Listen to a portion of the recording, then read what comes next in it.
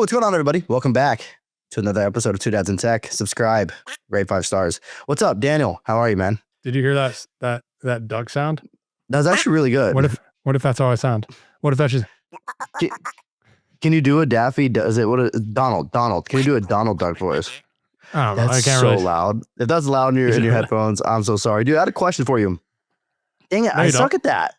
Yeah, just keep going. Just keep going. So there was a study, and we talked about this a lot. We talked maybe 15 episodes ago where like gentle parenting is a thing. You gotta be gentle. And we talked about if it's the right thing or if, just kidding. It's where you're a gentle parent. I don't know, dude. I only know what aggressive parenting is. I'm just kidding. Can you describe to me and elaborate what you mean by aggressive parenting? Loud, offensive. No, just kidding. Keep going. What are your thoughts? Give me some juice. Yeah, these are all jokes, everybody. So yeah, there was a survey that recently came out. It was by Kitty Academy, where 54% of Gen Z parents say that they actually don't want to do gentle parenting. They want to teach their kids and raise their kids to be ready for the real world, as in like whatever happens in life, and sometimes you don't get what you want. So my question for you is, one, did you ever do any sort of gentle parenting? And then if so, have you started to like stray away from that? Or what is your parenting style? It's interesting. Just even the stat. So this is kids, like children of 25, 26-year-olds. Is that who we're talking about? Yep. And you're saying how many? Like what's the fraction? The ratio is 60% of people in that age group. 54% of Gen Z parents. Yeah, 54. So a little above half are now saying like they're against gentle parenting. So they think that they should, but are going back to almost like disciplinary. Yes, consequential parenting, I guess, would be maybe the opposite of gentle parenting. Yeah. And my thoughts on this I would say it doesn't even have to be like the opposite. I don't think they're going into like more but you know what I mean. All right, sweet. Not listeners, the opposite, but like, the opposite, I think aggressive parenting. The connotation of gentle parenting is like almost coddling, whether or not that's what gentle parenting is. But I love that. Leaning further away from that would be like maybe, just lay the hammer down. Like you're going to have consequences. If you defy me in public, I'm taking away your Xbox for a week. Like that type of, I would not necessarily put that under the umbrella of gentle parenting. I'm a naturally aggressive person. And so I think my propensity to be a intentionally gentle parent comes from my fear of overdoing it. Like I'm aggressive and I'm assertive. Just that's like, I lean that way. I am that way. I'm loud. I speak confidently. I'm sure of what I want. But in parenting, for especially a toddler, a 3-year-old, that can be received in almost a shocking, like scary way if you don't mitigate that as a parent. So I don't know. I don't really have. I think I'm kind of indifferent to gentle parenting. I think you can discipline your children gently in ways that I've seen and observed with my own eyes, parents doing more than they need to, like going overboard, maybe like publicly humiliating their kids. I think that's wrong. But I think where I've seen gentle parenting become like, okay, like your kids are misbehaving constantly. And in the name of gentle parenting, you as a parent are actually doing a disservice to their development as people. That's where I think the lines get kind of clear to me. I'm like, hey, you should be gentle and respectful, but in my opinion, also very clear about the guardrails. Children need that. Developmentally, if you don't give very clear, defined guardrails to your kids, they get in trouble, they get in danger, they're a danger to themselves and others. They need consequences for crossing the guardrails. And so, I don't know. Gentle parenting is an interesting one. I think the shocking part of this stat is that people younger than us, who are kids to children younger than ours, are leaning away from that. I'm curious why that might be, but I don't know. Yeah. You said that you're in general a very aggressive person, and that could be taken so many different ways and out of context. So I don't want people to take that out of context. Has there ever been a time where you've been so heated and you don't want any sort of aggressiveness to come out, so you have to like step away or anything like that? Or how do you handle like that moment where you're kind of boiling? Because there's moments, everyone that's a parent, where you're like boiling. You're like, this needs to stop this second or I'm going to lose it. So has there ever been a moment where you're like, I got to step away before I freak out? Yeah.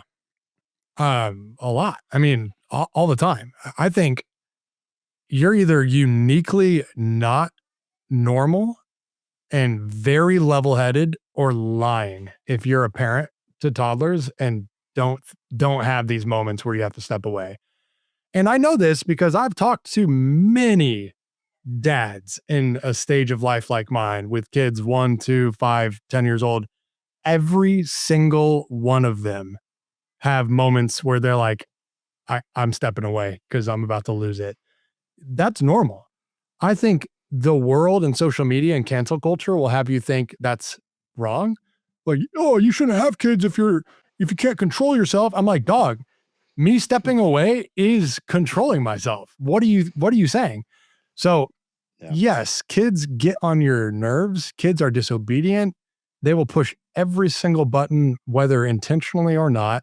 Although at some point it will be intentional. They will push your buttons. And like sometimes it's okay to step away. And I think that's where a partnership of your spouse comes to play. And I know there's single parents out there, and hats off to you. Literally on YouTube, I'm taking my hat off right now to anyone who's a single parent, because I don't know how you do it, Dude, but I don't praise know God. either. It's a partnership. And there are times my wife knows, oh, he's stepping away. Like he's taking a breather because he is past his limit. And I mean, look, if you are low on sleep, hungry, and just worked for 10 hours, and then your buttons are pushed by 2 screaming babies, you tell me how you feel. If you're like all happy go lucky, like gentle parenting, like, no, you need to step away sometimes and take a breather. I think that's Yeah. okay because we're all human. Yeah, I agree. And do you ever, as a dad, I feel like I can do everything. And I think that's just me in general. I feel like I can do anything in the world. And I can't. And I need to realize that. But has there ever been a moment where, because I run into these moments a lot, where you should step away, but you're like, no, I got this. I got this. When you're like boiling, you're like you almost want to take the responsibility away from your significant other to like help them out. But then you're getting very frustrated, and maybe you should have stepped away, but you didn't. I can't, nothing comes to mind where I should have stepped away and didn't. But one example comes to mind that I've used this before in examples, maybe in this podcast, definitely in just in real life talking to people. But I think there's this time where my youngest, he didn't sleep through the night for 18 months. He just started sleeping through the night. And that's not an exaggeration. Every single night, his entire life, he did not sleep through the night. Just started to for a month now, and it's great. So we're finally like, my wife went away for like a women's weekend with her friends and had a good time away. And I was a dad with both kids for the first time. And in my second's life, I'd done it with my oldest because he started sleeping 3 months, but my youngest is the first time. So I remember when maybe 3 or 4 months in, and I went in and I was trying to coddle him and, comfort him. Just like, 2:30, 3 in the morning, screaming Bloody Mary right in my face for, 5 minutes, and then 10 minutes, and then 15 minutes, and then 20 minutes. And if you've never had a newborn baby scream in your face for 30 minutes, I'm not talking like, oh, cute little cry. No, screaming terror in the middle of the night. So you're both woken up by the sound and then just terrorized by it for forever. I had dark thoughts. Yeah. I'm just being honest. I'm going to leave it at that. I had dark thoughts. And it was in that moment of weakness, my wife opened the door and took the baby out of my hands, and I left the room, and we said nothing. We weren't judging. We didn't need to explain ourselves. I literally was like, thank you, God, that this woman knew me and the baby in this moment. I don't think I would have done anything regrettable, just so we're all on the same page. Yeah, for But sure. But you can have thoughts, you know, and all that's the memes normal. where they're like, when you give into your intrusive thoughts, and it's like people like driving off a cliff because they're like, I wonder what that feels like crazy stuff. Yeah. Intrusive thoughts get really freaking dark when you are dealing with a baby who won't stop crying in the very middle of the night after Yep. 9, 10, 12, 15 months of them crying every single night, So Yeah. That's I had PTSD a little bit from like a newborn cry. The first one, I know we talked about this a little bit. Oh my goodness, man, that baby screaming dry. Even when I hear another newborn screaming now, it's like, dude, don't even remind me. Not, I didn't want a second kid because I was like, dude, this is a yes, lot. I can't yes, do this mentally. I can't do this anymore. But I had a second kid, and he's awesome. He's great. But yes. yeah, dude, it's tough. It's okay to have those thoughts, but Hmm. I know exactly what you mean. There's that, and then there's also like that same scream, but in the car when you can't do anything. For some reason, the car Oh, drove dude. me nuts. Like there's nothing you can do. You can't rock. You can't feed. You're both just in the front Yeah. seats. And you're like, oh my goodness. No, it's so bad. It's There's so the bad. cliff meme coming into my head. Yep. Woo! Yeah. Yeah. No, I think yeah, I could say a Yeah. lot on this. I could say a lot on this. Yeah. Go ahead. No, you look like you're about to say something awesome. Yeah, I was thinking about the anxiety that being a parent creates. Mm-hmm. In general, yeah. I mean, we may have just talked about this in our previous episode or recent episode, but I think the divide between, no, I was talking about this in real life for someone I now remember. The divide between someone who is a parent and someone who's not, Don't get me just in started. terms of the way you Don't get me view the started. world, it could not be any different. And I think I was explaining, I think people who are single, dating, married are actually all in one category. Yeah. Whereas parents are like, In a different. you may as well be 10 years difference, whether maturity level or not. There's totally immature parents and there's super mature people who aren't parents. But like the way you view reality, you can't teach someone who doesn't have kids how to view reality the way someone who does have kids views it. Yeah. And I don't think you even can get it until you have kids. Like you can't prepare Yeah. for it. And then you can't really understand what parents are talking about until you are a parent. Dude, I think it was like episode 2 or 3. We talked about this. Yeah. One, Yeah. if you don't have kids, you will never understand. You just won't understand. And you'll try to act like you understand. And you'll try to maybe say that you have a dog that also pees on the floor or something. And you're like, oh my goodness, my little Becky did the same thing. It is. Becky's Dog not parents. the same. Dude, We I did don't talk get about this. We did. Don't get me started. Every time I think And then we about had it. Brian But Lamana. there's something interesting going on right now. Well, one, Sora 2, we talked about it last week. It's blowing up my TikTok feed. I haven't logged into Sora since we talked about it, but Sora 2 and all the memes are so funny. So funny. Okay, there's that. So I'll give you that. Love is Blind. Let's talk about Love is Blind real quick. The show or like the concept? The show, not the concept. Okay. The show and the concept, actually. So the concept of the show. Love is Blind. Do you watch it? So the first show that came to mind when you said that is Love on the Spectrum, which is a totally That's what I different thought show. you were thinking of. Totally different. No, I don't watch either to be fair, but Okay. I have seen bits and pieces of both, like in memes and TikToks and stuff. But yeah, no, tell me more about it. I mean, I know the concept, but that's about it. Yeah. So I don't watch TV besides this, and it's kind of like my guilty pleasure. And I watch it with cringe, but it's too bad and like entertaining to stop watching. So I don't have any shows that I watch at all. I hate watching TV. I can't focus on it. But I'm asking about Love is Blind, not necessarily because the actual show Love is Blind, but the idea behind Love is Blind is like, I love the idea. The concept is you're in different rooms and you fall in love with each other's personalities, and then you get married on reality TV, and then you meet in real life, and then will it work out? You live together for a few weeks or whatever. Will it work out? The concept's great, right? Like, let's not judge a book by its cover, and let's see if we actually love each other for who you are as a person. So we talk through walls, we learn about each other, we have deep conversations. My question to you is, how important is physical attraction in a relationship and in a marriage? It's extremely important. I will die on this hill, and people are wrong who are saying it's not. You can blanket statement that there are exceptions, and there are, but like as far back as procreation, where humans just did because they needed to multiply, it's not survival of the fittest. There's another term for it, but like Yeah. it's literal human evolution. The propensity to choose a mate is the physical attraction. You see it in peacocks, you see it in mammals. Physical attraction is absolutely part of it. Now, can you love someone and live with someone romantically who you're not physically attracted to? Yes. But, and the science will back this, physical attraction follows emotional attraction.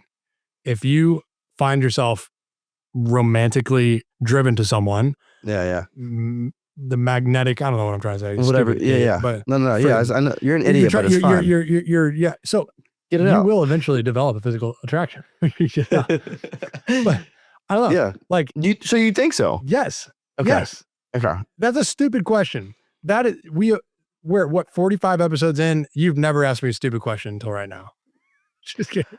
So I think I guess It's what not you're actually saying a is stupid like if you fall in love and you are like I see what you're trying to say, but I don't want to know what you're trying to say. Like the magnetic part, where like if you're so drawn into somebody's emotional People are going to say like there's personal, pansexual and asexual and all these, like, I'm not physically attracted to anything or anyone. I'm like, okay, well, you have to know you're not like the norm. Like more people are not that way than you are.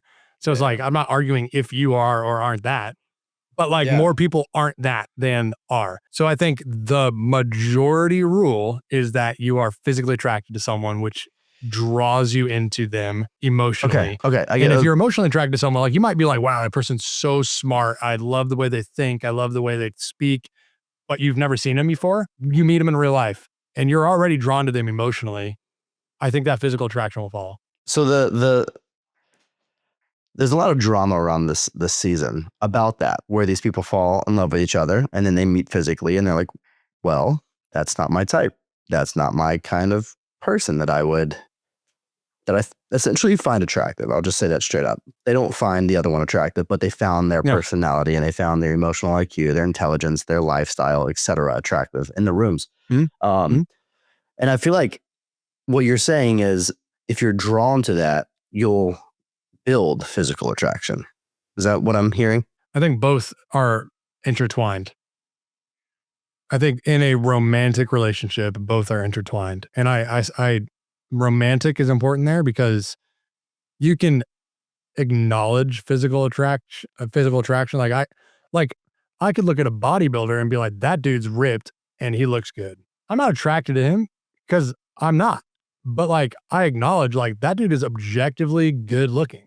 Yeah. There's no emotional, but like romantically, if you are emotionally or physically attracted, the latter will follow the former. Yeah. I think they're cool. inseparable.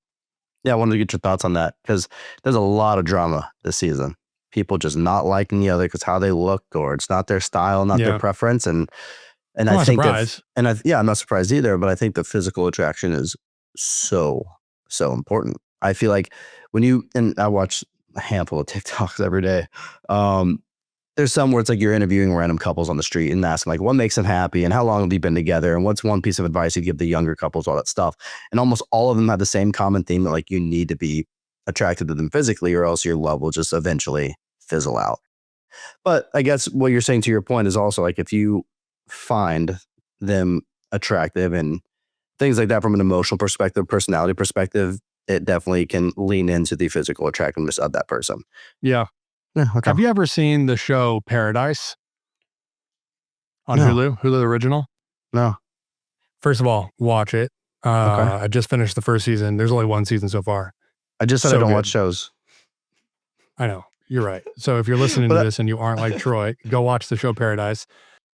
I'll tell you I don't really want to. I mean, it's such a crazy spoiler. Then don't do it. Don't do it. Don't do it. But yeah, it's a great show. Is it? Okay. With the show Paradise, I'm just going to go into it. You guys should go watch it.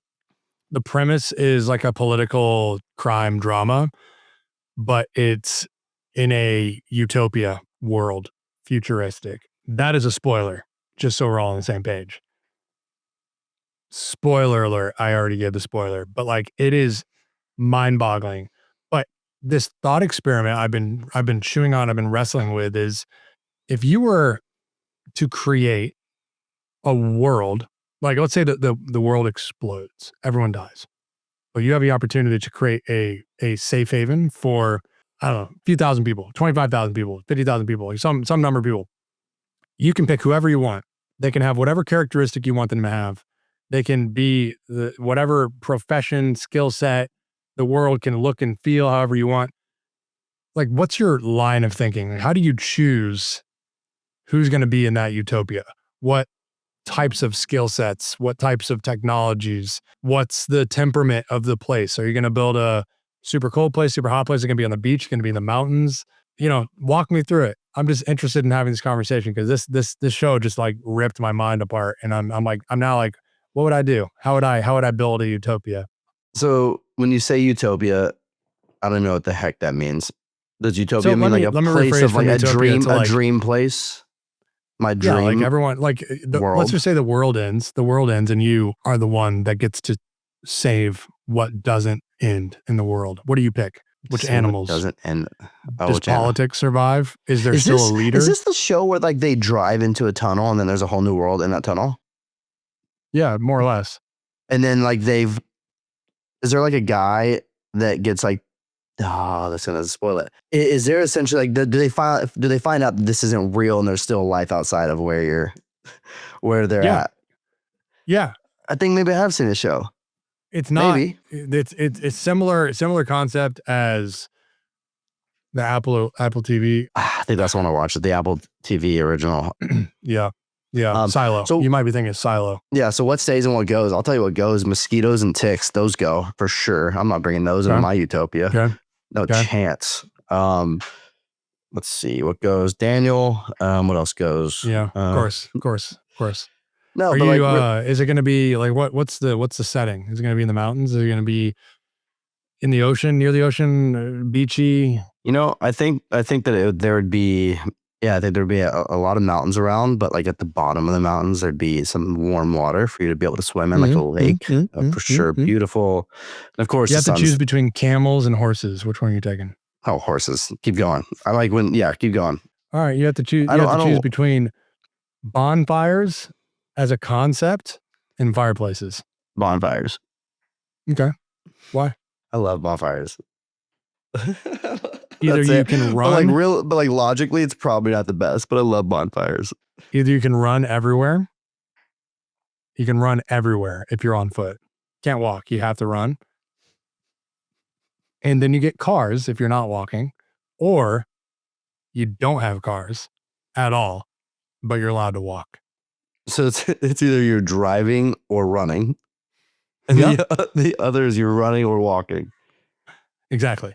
And no cars. You either get to have a car, but if you're not in the car, you're running. Can I choose the speed I'm running at, or is it a full sprint? No, you have to sprint. You have to put it all on the line every time you go anywhere.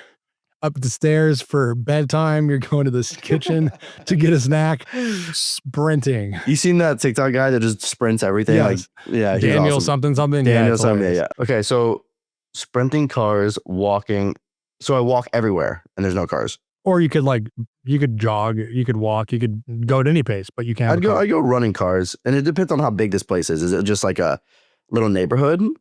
You get to decide. It could be like 3 acres. Like running in cars, like 5,000 people, like head to head, shoulder to shoulder. That's funny. All right, last one on that. Are you going to have houses, or are you going to have teepees? Houses and bonfires in the houses. I mean, houses, teepees. You're not gonna have fireplaces in the teepees.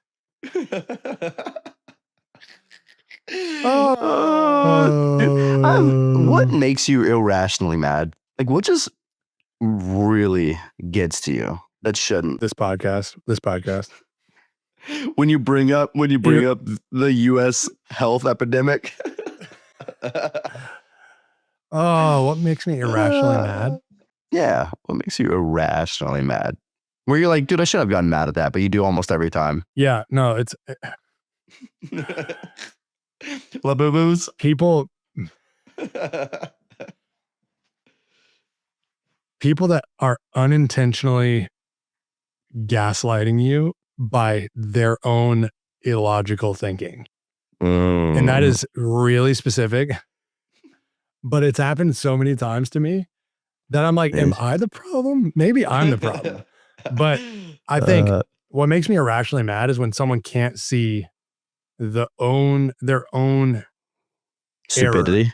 in their own line of thinking. No, Interesting. I think Okay. something, and like irrationally mad, I'm not like throwing tables or anything, but I think something that I learned to do well in school is judge myself and play my own devil's advocate. We used to do something called it was an argument thought experiment where you wrote a paper. I can't remember the exact term here. Someone would probably know, but you write a paper with a strong, solid, logical, deductive argument, and it's got to be, the premises follow the structure. It's sound. It's tight. But then you have to argue with yourself in the same paper, which, step one, step two is good. But then you have to argue with yourself again. Mhm. So 1, 2, 3 steps. And it's research, annotation. 10, 20, 30-page argument. That taught me to always double guess my own logic and my own decision process to be sure. Like, am I thinking about this the right way? Now, I have cracks that have formed and I'm totally not right all the time. But what I find annoying, to be honest, is when people don't do that with their own way of thinking. Like, they're just like, this is correct. And Yeah. they've never once challenged their own way of thinking, Yep. or they've Yep. never once been challenged, or worse, they have been challenged and they've ignored it or been so egoistic that they've Yep. just dismissed it. Yeah. That, I think, it's an unfortunate reality that most people actually fall into that category. Yeah. I think most Yeah. people are just like, Stuck in their ways, and that's just I think the way I think, I am the way I am. No one will tell me otherwise. No one can convince me there's a better way.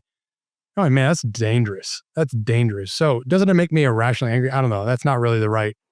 I wouldn't necessarily frame it that way, but like that but yeah. bugs me. That Yeah. bugs me. Like, what's the biggest about you? regret in your what's the biggest regret in your career? Didn't you say beehive? No, I'm kidding.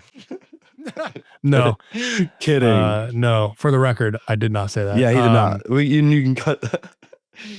Yeah, what's the biggest regret in your career? I would think it's probably waiting to go into sales. Like, funny enough, my mom growing up was always like, you should go into sales. You would crush it. You're built that way. You think that way. I think you would do really well. I hated the idea of being in sales. Like, I hated it. Yeah, I me actually too. still do sometimes. I still do. I'm like, even I am in sales. Sometimes I'm like, I hate the way people view me. I hate, they always think I'm trying to like slide in and convince them of something. And sometimes I am, to be honest, but I always didn't like that. But the amount of money I make now in sales makes the first 5 years of my career look silly. And I'm like, I probably could have done this earlier and been more successful. That said, I wouldn't call that a regret, because I think the way that I conduct myself in business is the way it is, because I'm honestly more well-rounded than most people who are career salespeople. I've built businesses. I've sold products really well, online products, digital products, real IRL products. I've marketed at like pretty high level companies and really built my way up in marketing and social and in content creation. So like, if I had just done sales, like maybe I would have found myself doing some of this stuff at some point, but it wouldn't have been as multifaceted as where I think my career is led. And like, even as deep into startups as I've gotten, sales has startups need sales, but I was at early startups where like sales wasn't even on the radar yet, because they're not, what are they selling? Like, they're building something that doesn't exist yet. You're not selling anything, but I was involved there because I wasn't just a seller. I think that, so I don't know. I think I probably, if I were to deduce it all, like I probably would have gone into sales a little bit earlier. Yeah. What about parenting? What about it? What's the question? What's the biggest regret with parenting?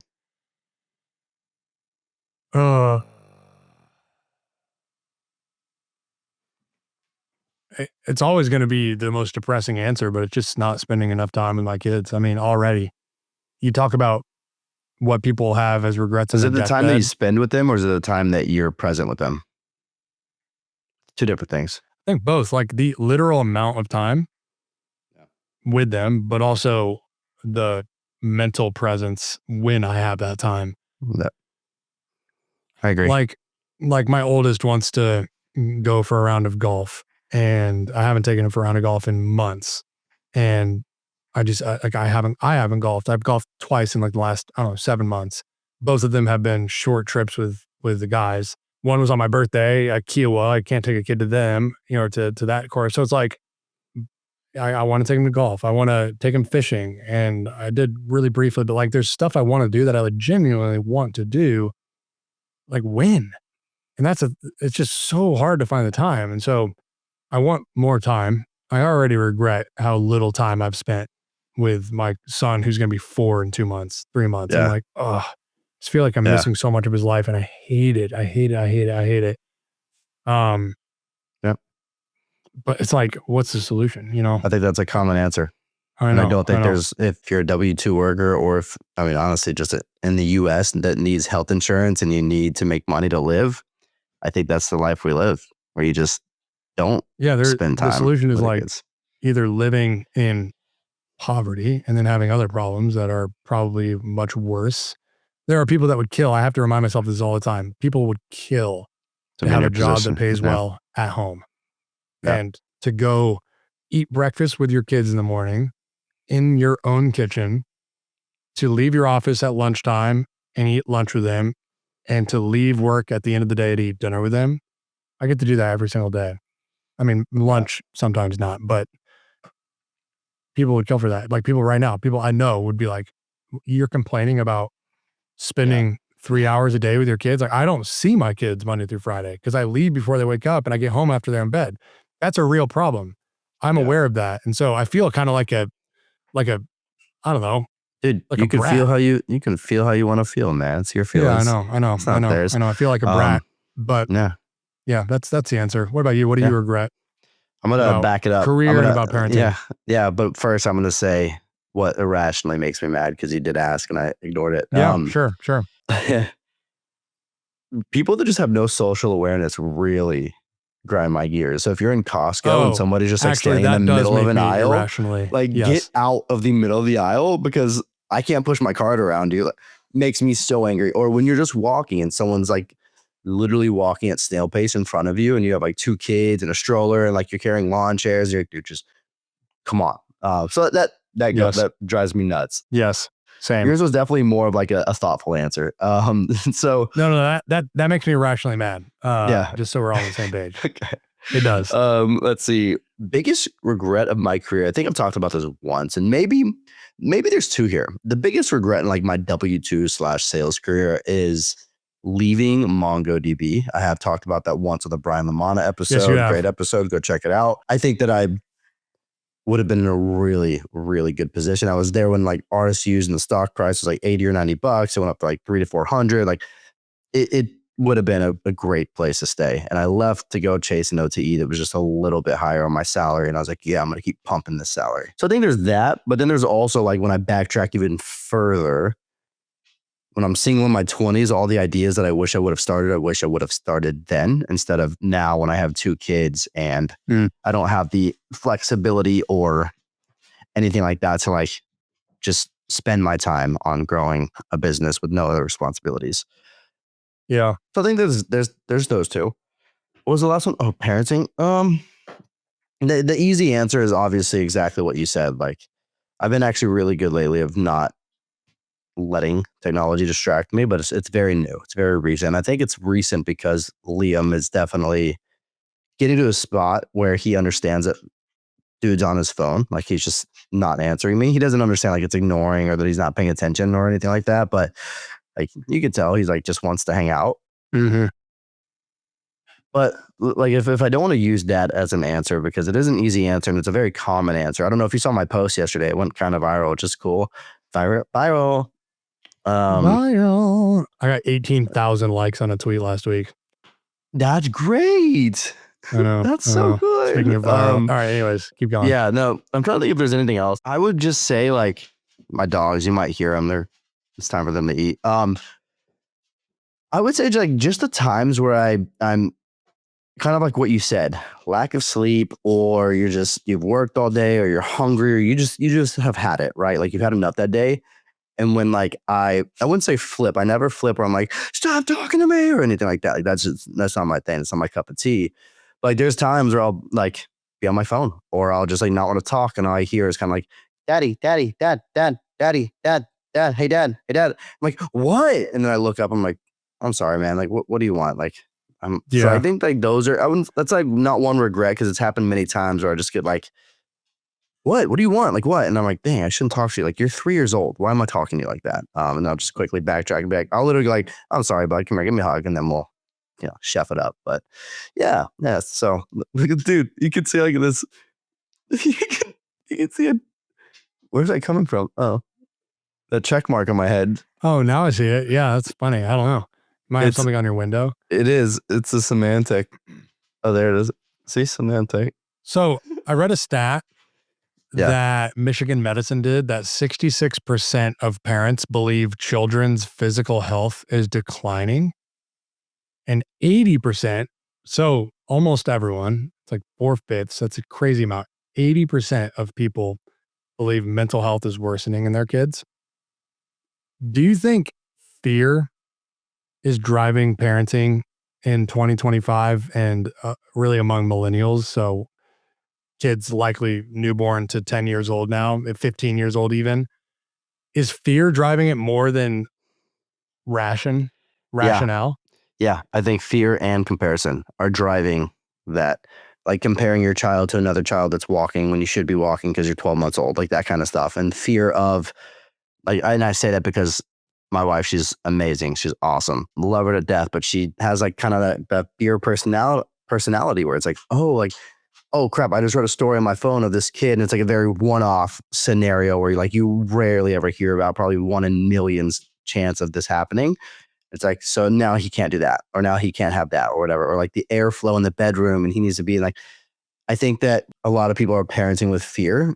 And I think we always go back to this. I think it's media, social media. I think it's our tech that is causing that because everything is just blasted in our face of all the bad things. So I think it's fear and comparison. Comparisons might be worse. Like the amount of times where it's like this kid's talking and this kid's clapping and he's only 6 months and Harrison's 9 months. Like Harrison's about to walk. And I'm like, dude, you should not be operating this way. I don't care if he's Yeah. clapping. This dude's about to walk out of the room. So yeah, comparison drives me nuts, man. Anywho, irrationally mad. Comparison is the thief of joy. It sure is. But yeah, I do. Thief of joy. Do you think fear is causing a lot of issues, and do you think it's like driving the parenting factors in families? I think fear of messing up creates a whole like new type of parenting, because I think we're so tuned in to our mental health as millennials comparatively.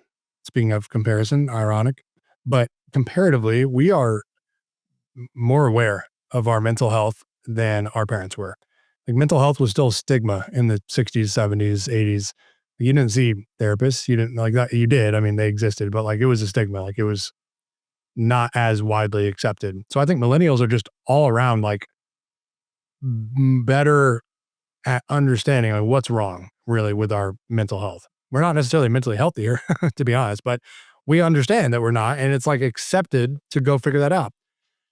I think our fear of causing mental damage and trauma and PTSD and like worst case scenario, like types of mental disorders Yeah. actually causes us,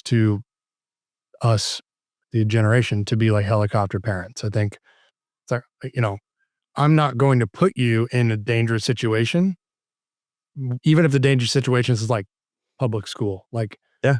normal, but could be Yeah. dangerous. Like, I'm not going to put you anywhere near anything that could potentially harm you because I'm scared of the world. There's a whole lot to unpack there because the world is scary. The world is scary. And I think there's valid reasons to protect your kids from some of the scary that is in the world. But like, you can't really prevent the world from your kid's going to be in the world. Either your kid's going to be literally sheltered, unhealthy, sheltered like forever, or at Yeah. some point they got to like go out and like experience the world a little bit. Yeah. And I Yeah. think And a lot of fear of what could happen drives yeah, decisions. I feel like a lot of times those kids that grow up with, maybe let's call it a helicopter parent just for the sake of this conversation, end up getting in a little bit more trouble when they leave the house and go into college or something like that. Cause they're like, all right, I'm on my own and I don't know what's out there in the world. So I'm going to go explore. That's a fun conversation we can have. But before we wrap up, we have a lot of parents watching this. I've had a lot of people reach out to me, say things like, I'm about to have a kid, love your podcast, or I have a kid and your podcast resonates. Or the other day, I was like, I have 3 under 3. I was like, oh my goodness. So a lot of people are out there struggling. A lot of dads, and I'm going to say this specifically. I know moms are too. Like, this isn't just specific to dads, but dads are the ones that hit me up the most, are struggling. I wouldn't say you know everything, and I wouldn't say that you are the best person ever for this advice, but I think that you're a great person to ask for this advice. But if they are struggling, what is one piece of advice you'd give to a struggling mom, dad, or even couple trying to raise a kid? Tell someone. I mean, step one, and maybe the whole thing, tell someone. I think so. I've done like professional ministry in my life where basically I'm a glorified listener, uh, literally just listening to people's problems and helping them to just navigate them. Of course, there's like Bible as the foundation of that in many cases, but like, haven't been a ministry worker in over 10 years, but I still do that. I do that every day. Courtney and I both, we lead a group of people in our community region. We write to 10,000 parents every week across all of Charleston, Somerville. We are community driven to listen and to hear what people need and to try to meet those needs. That's what the lifeblood of our lives. We see how far that takes someone just to get something off their chest. Like those dark thoughts I was having when like my youngest was just screaming his face off at me for 30, 45 minutes, like would not stop terrorizing my brain at middle of the night. I had to tell someone about that. And so who did I tell? The group of guys I meet with every week who all have newborn babies and know instantly exactly what I'm talking about and do not need me to explain it any further. But I had to tell someone. People aren't telling other people. People are keeping it to themselves. That's dangerous. That is what causes mental breakdowns. That's what causes panic attacks. That's why people's mental health declines sometimes because they're just holding on to stuff that they need to get off their chest. They need to put that backpack of bricks down and just lighten their load. So my entire advice, just tell someone. I mean, it matters who, but it doesn't really matter who. Find someone that's a confidant that you can tell these things to, and then ask them to be your friend. I mean, Yeah. that's going to go so far.